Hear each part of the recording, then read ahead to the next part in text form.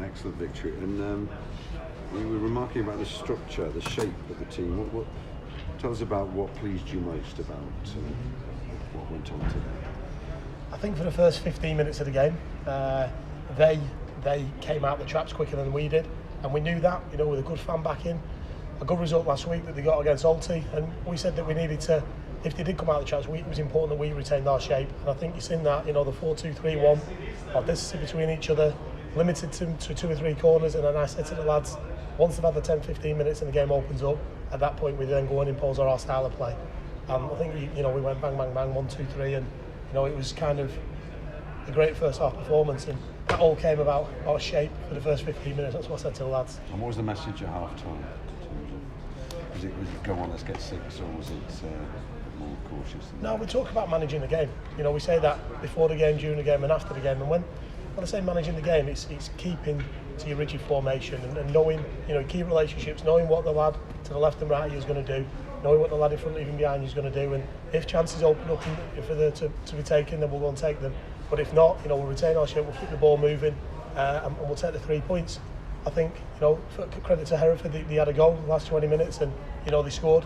But what I said to the lads in the huddle at 90th minute, I said this team a few weeks ago might have crumbled at that point, and what delighted me more than anything was the way that they stuck together, the way they stuck to the game plan, and limited them in the last 20 minutes. And we could have gone and won, maybe 4 or 5, but all in all, a great performance and another 3 points. One little curiosity before bringing Swampy in is that we noticed that you don't leave anyone up when you're defending a set piece, which is unusual and prevents that thing of a quick break. What's the thinking there? I think when we defend the set piece, I have 7 and 11 who split the 18-yard box, and with the lads that are in the box, we are quick on the counter attack, and we did it twice today, where we win the first ball and then some old stretches play, or Donahue stretches play, Willoughby stretches play, and it's just having people in key positions. So when we win the first ball, we can get out and then we can travel 90 yards really quickly and take the pressure away from us, instead of maybe leaving a 9 and a 10 up like some teams do, and the ball clearing and then coming back on you. We like to counter attack with the pace that we've got. We counter attack quickly. Yeah, and as a game, obviously, our first time, all the highlights, you can watch all the highlights in the world, and it doesn't necessarily reflect the quality out there on show.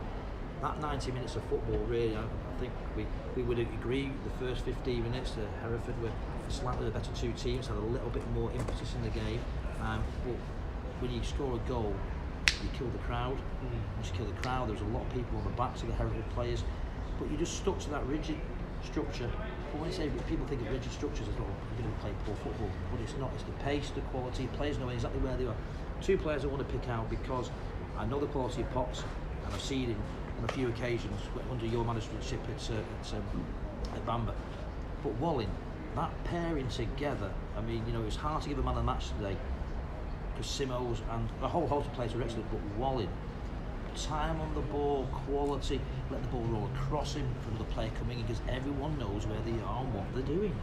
I think in the formation that we play, we talk about the defensive square, Lynch and O'Halloran and Potts and Wallen. It enables the 2 of them to get on the ball all the time, and when them 2 get on the ball, it lets 2 and 3 stretch, not as plays full back, but as wingers. So when Wallen lets the ball roll across his body, he can get the 3 out, or he can get the 2 out, and they're both doing it really well. And at that point, the 3 in front start rotating, and we start being able to develop our patterns. It was difficult to highlight a man in the match today. I was delighted for everybody. On the back of the 3-0 win last week at Blythe, we worked really hard, and although we won 3-0 at Blythe last week, there were still areas of our game that we can improve, and we've worked on that in training this week, and you could see today, the first 15 minutes when I knew that I would go, to keep our discipline, our shape, and our rigidness, if you will, it's a little bit robotic.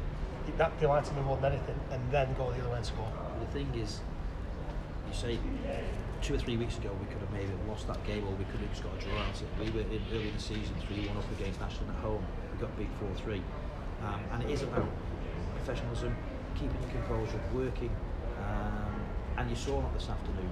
Every player, and then a smile on the face as well, enjoying the game. And second half, I said as soon as we got to that 3-0 situation, I said it's the kind of game that you can use your passing game and pass them off the pitch, deflate them.